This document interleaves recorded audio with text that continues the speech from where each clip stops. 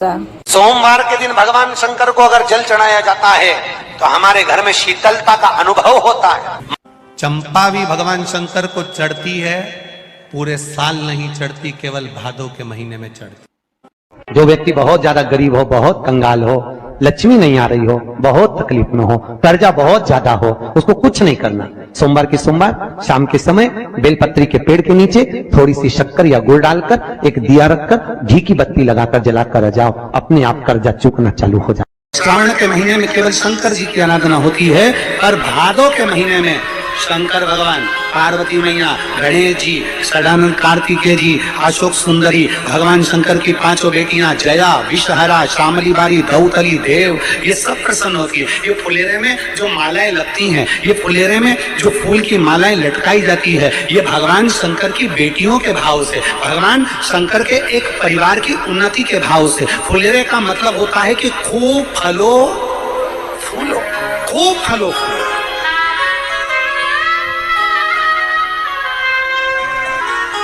जितना आनंद ले सकते हो उतना जीवन का आनंद प्रयास करना। दूध अगर प्राप्त हो जाए, के पत्ते से दूध कटोरी में लेकर मात्र बेलपत्री के पत्रे से एक एक बूंद, अगर दूध आप एक बूंद अगर ज्यादा ना मिला हो, एक चम्मच भी अगर आपको दूध देसी गाय का मिल गया हो, बेलपत्री के पत्ते से तुम्हारे घर के अंदर अगर शिवलिंग है या मंदिर में शिवलिंग है या तुम्हारे नजदीक में कोई शिवलिंग है, उस पर बूंद बूंद एक एक बूंद अगर शिवलिंग पर दूध समर्पित कर रहे हो, श्री शिवाय नमस्तुभ्यम, नमः शिवाय या षडाक्षर मंत्र ओम नमः शिवाय या 33 अक्षर का मंत्र महामृत्युंजय मंत्र, इसका स्मरण कर कर शिव जी पर देसी गाय का दूध समर्पित कर कर इस बेलपत्री को अशोक सुंदरी वाली जगह पर अगर आप समर्पित कर देते हैं, फिर आप जिस भी चीज के लिए अप्लाई करें, मेरा देवाधिदेव महादेव आपका हाथ पकड़कर खींचकर आगे बढ़ा ही दे। तुमरुका जी बाच रहे हैं उसको, जिन तुमरुका जी का घोड़े का मुंह है, शरीर सुंदर है, मनुष्य का है, देवऋषि नारद जैसी वीणा है उनके हाथ में, एक हाथ में करताल है, वो तुमरुका जी, वो तुमरुका जी जो शिव महापुराण की कथा को कर रहे हैं, बाच रहे हैं, सुना रहे हैं। अब शंकर की कथा में मन एक भक्त का जब लगता है तो भगवान परीक्षा भी बहुत लेता है। बहुत ध्यान देना, भक्त जब भगवान की ओर झुक जाता है, भक्त जब भगवान का हो जाता है, भक्त जब भगवान की ओर समर्पित हो जाता है, तब भगवान अपने भक्त से खेलना चालू कर देता है। तब भगवान अपने भक्त से थोड़ा थोड़ा खेलता है, मैं भक्त से भगवान थोड़ा आनंद लेता है, परीक्षा लेता है। एक बार माता लक्ष्मी भगवान विष्णु के साथ बैठी हुई थी, पार्वती शंकर जी के साथ बैठी हुई थी, ब्रह्माणी ब्रह्मा जी के साथ बैठी हुई थी, और ये तीनों बैठी हुई और तीनों के पति साथ में बैठे हुए थे। तो तीनों ने एक साथ प्रश्न किया, लक्ष्मी जी ने भगवान विष्णु से, माता पार्वती जी ने शिव जी से, ब्रह्माणी ने ब्रह्मा जी से, तीनों ने एक साथ प्रश्न किया कि ये बताओ प्रभु, आपको सबसे ज्यादा प्रिय कौन है?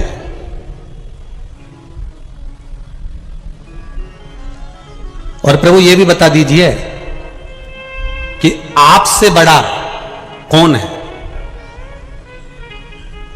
अब भगवान से बड़ा कौन हो सकता है? आपसे बड़ा कौन है? तो भगवान विष्णु और भगवान शंकर और भगवान ब्रह्मा तीनों एक साथ बोल दिए, हमसे बड़ा हमारा भक्त होता है, हमारा भक्त हमसे बड़ा है।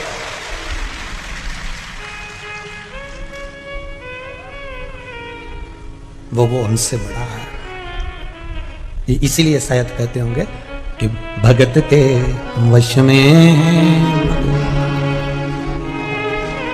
इसीलिए कहते होंगे श्री शिवाय नमस्तुभ्यम कर चिपका कर देखिए, एक बार अपने द्वार पर अपनी चौखट पर लिख कर देखिए, घर का वाइब्रेशन क्या कहता है। 6 महीने अंदाजा लगाना, पर्चे पर लिखना, इतनी तारीख को चिपकाया था, मेरा आज 6 महीने के अंदर कितने शुभ कार्य हुए हैं, कितने मंगल कार्य हुए हैं, मेरे घर की आवक बढ़ी कि नहीं बढ़ी, मेरा वैभव बढ़ा कि नहीं बढ़ा, मेरा घर में शांति बढ़ी कि नहीं बढ़ी। उस श्री शिवाय नमस्तुभ्यम बोलने वाले का मुख का दर्शन। क्यों, किस लिए लिखना? क्योंकि तुम्हारे दरवाजे पर जो आएगा, दरवाजे पर पहले पड़ेगा, उसके दरवाजा खोलते से उसके मुख का तुम दर्शन करोगे तो तुम्हारा कल्याण अपने आप होना प्रारंभ हो जाएगा। आपके दरवाजे पर श्री शिवाय नमस्तुभ्यम लिखा है, किसी ने दरवाजा बजाया, बेल बजाई, घंटी बजाई और आपके दरवाजे पर आकर खड़ा हुआ, उसने सबसे पहले क्या पढ़ा? बोलो जम के। सबसे पहले पढ़ा उसने श्री शिवाय नमस्तुभ्यम। उसका पढ़ते सी उसके मुख का दरवाजा खोलते सी दर्शन करोगे, अपना कल्याण हो रहा, अपना स्वयं का कल्याण। स्कंद पुराण कहती है, जिस व्यक्ति पर कर्जा बहुत ज्यादा मात्रा में हो जाता है और कर्जा चूकता नहीं है, आप बहुत प्रयास कर लिए, करोड़ों रुपए का कर्जा हो गया, यहां से लिया वहां दिया, वहां से उठाया वहां दिया, वहां से उठाया वहां दिया, तो निवेदन है कभी मौका लगे, कर्जा मुक्ति के लिए सारे वृक्षों में अगर कोई श्रेष्ठ वृक्ष माना गया है तो वो बट का वृक्ष माना गया महाराज। इसलिए प्रशासनिक कार्य के लिए, मानसिक टेंशन में, परेशानियों में बटकेश्वर महादेव का स्मरण किया जाता है। और यदि निवेदन करूंगा बहुत ज्यादा, यदि आपको कर्जा हो गया, बहुत ज्यादा कर्जा हो गया और वो कर्जा चूक ही नहीं रहा, तो थोड़े दिन बड़ के पेड़ के नीचे आप बटकेश्वर महादेव के लिए 1 लोटा पानी, उसमें थोड़ा सा पिसा हुआ चावल पीस के गला लेना, चावल को और पीस लेना, पीस के उस पानी में मिला लेना और मिलाकर उसमें थोड़ी सी हल्दी पिसी हुई डालकर बटकेश्वर महादेव के नाम से बड़ के पेड़ के नीचे अपनी कामना कर जो कर्जा हुआ है उस कर्जे का भान देते हुए, स्मरण देते हुए छोड़ दीजिए। महाराज 2 या 3 सोमवार एक ही जगह पर करना, 3 सोमवार बाद वहीं से बड़ के पेड़ की थोड़ी सी जड़ उठा लाना और उस जड़ को एक कोई धागे में बांधकर या तो अपनी गले में डाल लो या अपनी जेब में पटक लो, उसको थोड़े दिन पटक कर रखना, लगभग 2 से 3 महीना पटक कर रखो। वो जड़ जैसे बड़ का पेड़ विस्तार होता है, पानी गिरे ना गिरे, जल वृष्टि हो ना हो, गर्मी पड़े ना पड़े, उसको कोई फर्क नहीं पड़ता, बड़ का वृक्ष आप रूप फैलता जाता है, उसकी जड़ें अपने आप प्रबल होती है। उसी तरह ये बटकेश्वर महादेव कहीं से भी अगर जड़ आपके पास में रखी है 1 महीना, 2 महीना, 3 महीना तक, तो ये जड़ अपने आप लक्ष्मी को पकड़कर खींच कर लाती है और कर्जे से मुक्त कर दे। बटकेश्वर महादेव का स्मरण सुख का देना हो। महाराज ऐसा कोई कार्य नहीं जिसमें पशुपति व्रत लाख ना करे, बस दिल से अगर आपने पशुपति व्रत करा है, बाबा विश्वनाथ के 5 पशुपति व्रत होते हैं, किसी भी सोमवार से चालू कर सकते हैं। बस करना क्या है, सुबह पूजन की थाली लगाकर लेकर जाना है, शंकर भगवान के शिवलिंग की पूजन करना है, मंदिर में अभिषेक पूजन करो, वो थाली वापिस लेकर आ जाओ, घर में रख दो। उसी थाली में शाम के समय प्रदोष काल में सूर्य डूब रहा हो, उसके कुछ ही समय के बाद आप आनंद में 6 दिए घर से लेकर जाओ, थोड़ा सा मीठा बनाकर लेकर जाओ और 5 दिए शंकर जी के मंदिर में लगाओ। पूजन करने के बाद में मीठे के 3 हिस्से कर दो, 2 हिस्से बाबा के मंदिर में अलग अलग रखिए, एक ही प्लेट में 2 हिस्से नहीं रखना, दोनों हिस्सों को अलग अलग कटोरी में, अलग अलग दोने में, अलग अलग प्लेट में बाबा को रख दो और एक हिस्सा, एक दिया लेकर आ जाइए। घर के दरवाजे में प्रवेश करते समय राइट भाग में एक दिया घी का लगा दीजिए जो लेकर आए मंदिर से, उसको जला के नहीं लाना, वहीं पर जलाना। दरवाजे के पास आराम से बैठो, दिया जलाओ और प्रसाद लेकर अपनी कामना कर कर घर के अंदर सीधा पांव रखकर अंदर चले जाओ। सवेरे फरियाल करो, शाम को भोजन करो। जब भोजन करो उस समय पर जो मीठे का आपने भोग लगाया था भोलेनाथ जी को, जिसका एक हिस्सा लेकर आए हो, सबसे पहले भोजन में वो हिस्सा खा। प्रसाद का जो हिस्सा लेकर आए हो उसमें से किसी को वो हिस्से में से प्रसाद नहीं देना, चाहे घर में बच्चे हो चाहे बड़े में। आपको ज्यादा प्रसाद ले जाना तो अलग से ले जाओ, पर उस हिस्से में से किसी को प्रसाद ना देना। और वो प्रसाद पहले पाकर फिर आप भोजन प्रसादी ग्रहण करें। पर इसका नियम यह है कि प्रसाद जब आप लेकर आते हैं, आपको पहले भी कथा में कहा कि शंकर का प्रसाद रात भर नहीं रखा था। जितनी जल्दी आप प्रसाद का हिस्सा लेकर आए हैं, आधे घंटे के अंदर, पौन घंटे के अंदर आपको वो प्रसाद पाना है और भोजन करना ही है। ये नहीं कि सब आएंगे, इंतजार कर रहे हो, 10 बज गई, 11 बज गई, प्रसाद आपका इंतजार कर रहा है। जो प्रसाद है वो आपकी प्रतीक्षा कर रहा है, आपकी बाट जो रहा, आपका इंतजार कर रहा है। ये नहीं होना चाहिए। महाराज कितना सुंदर कहा है शास्त्रों में कि केवल एक देव अधिदेव महादेव एक ऐसे होते हैं जिनका प्रसाद रात भर नहीं रखा था।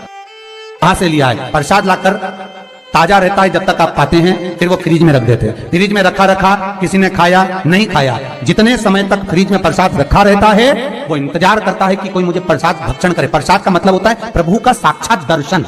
प्रसाद का मतलब यही है, प्रसाद प्रभु का साक्षात दर्शन। वो रखा जब ज्यादा समय हो जाता है तो घर में वो कष्ट प्रदान करने लगता है। हमेशा याद रखो, प्रसाद जैसे ही आए उसका सही समय पर उसको पाओ। रखे हुए प्रसाद पड़ा हुआ है, फ्रिज में रखा हुआ है, बेटा खाएगा, बहू खाएगा, ये खाएगा, वो खाएगा, फिर धीरे धीरे वो बद्दुआ देना प्रारंभ कर देता है, जिससे घर में बड़ी बीमारी फैलने लगती है, बड़ा रोग आने लगता है। तो लोग सोचते हैं हमारे घर में ना तो हम कोई नशा करते हैं, ना हम कोई चीज खाते हैं, ना हम बाजार का खाते हैं, फिर रोग कहां से आता, फिर बीमारी कहां से आती? अर्थात वो बद्दुआ देता है। उसका प्रयोग करो, समय पर करो, समय पर पाओ। कई लोग कहते हैं महाराज जी हमारे ये बीमारी कहां से आ गई, जरा पत्रिका में तो कोई बीमारी नहीं दिख रही, हमने तो सबसे पूछा ये बीमारी का योग ही नहीं है, फिर बीमारी कहां से आई? ना तो हम कोई व्यसन करते हैं, ना कोई मद्यपान करते हैं, ना कोई मांसाहार, फिर ये बीमारी कहां? उसका कारण है कि तुम उस प्रसाद का लाकर महीनों तक पड़ा हुआ है, इंतजार कर रहे हो, खाएंगे खाएंगे, आखिरी में फिर वो काम वाली को दे दिया। काम वाली इतनी चतुर आज के जमाने की, बासी माल खाएंगे, अटक गई, कौन का पड़ा वो बद्दुआ। जितना आपको पाना है, जितना आपको लेना है, उतना प्रयोग करो।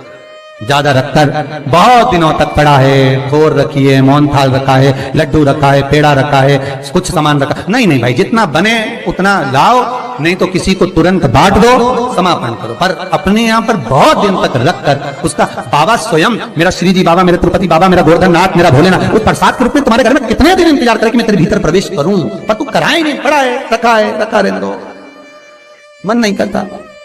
शक्तियों जैसा कर्म मत करो जिससे हमें कष्ट मिले। कई लोग कहते हैं हमने पशुपति व्रत करा, हमारा बहुत काम हुआ, कई लोग कहते हैं हमने करा पर हमको अभी तक, उसका कारण है कि तुम बहुत देर तक प्रसाद को इंतजार करा रहे हो। तो बाबा भी आपको इंतजार करा रहा है, मेरा विश्वनाथ भी इंतजार कर रहा है। उस समय अवधि का भान होना चाहिए।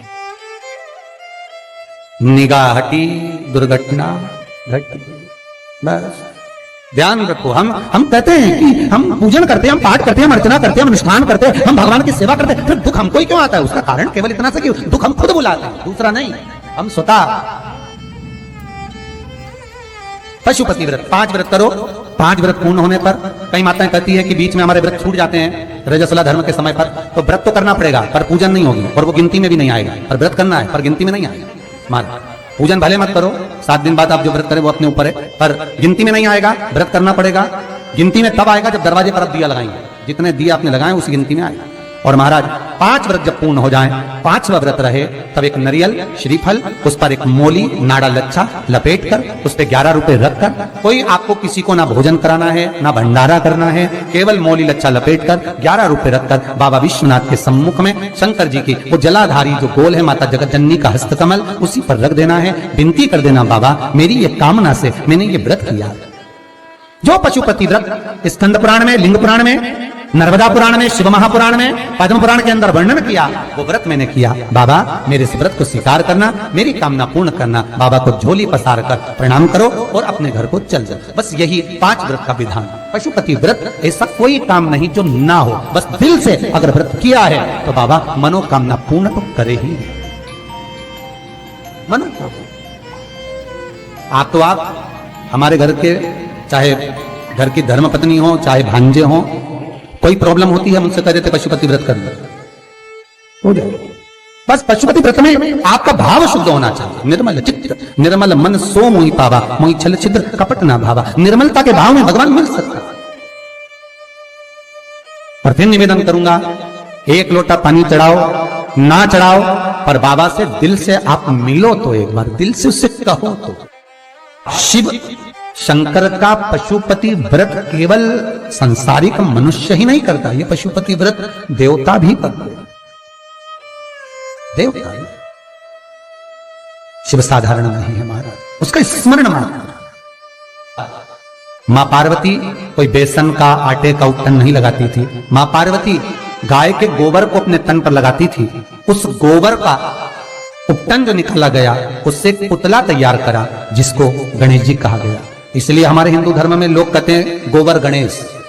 माता पार्वती ने अपने तन पर से जो उपटन निकाला था, वो गाय का जो गोबर मां पार्वती अपने तन पर लगाती थी, उस गोबर से जो उपटन बना, उस उपटन का गणेश निर्माण हुआ, वही गोबर गणेश कहलाता है। शादी ब्याह में आज भी गोबर गणेश को पूजा जाता है। शंकर को आधा चावल का दाना नहीं चढ़ता, आपको मालूम होगा। शंकर को आधा चावल का दाना नहीं चढ़ता। शंकर को फूटा हुआ नारियल नहीं चढ़ता। शंकर को खंडित बेलपत्र नहीं चढ़ती। शंकर को टूटा हुआ फल नहीं चढ़ता। शंकर को अगर किसी ने एक केले के 2 टुकड़े कर चढ़ा दिए तो वो चढ़ेगा नहीं। शंकर को अगर एक सेब में से 2 टुकड़े करके चढ़ा दिए चढ़ेगा नहीं। शंकर को नारियल फोड़ कर चढ़ा दिया वो चढ़ेगा नहीं। शंकर को बेलपत्र खंडी चढ़ा दी चढ़ेगी नहीं। शंकर को टूटा हुआ चावल चढ़ाया चढ़ेगा नहीं। अर्थात शिव महापुराण की कथा कहती है कि शंकर को आधा चाहिए ही नहीं, शिव को पूर्ण समर्पण चाहिए, तब शंकर प्रसन्न होगा। शिव जब प्रसन्न होगा जब आपकी पूर्णता रहेगी। इसलिए चावल का दाना भी आखा, श्रीफल भी आखा, फल भी आखा, केला भी आखा। जो तुम दे रहे हो भगवान को भले मत दो, पर जो देना है वो आखा ही देना।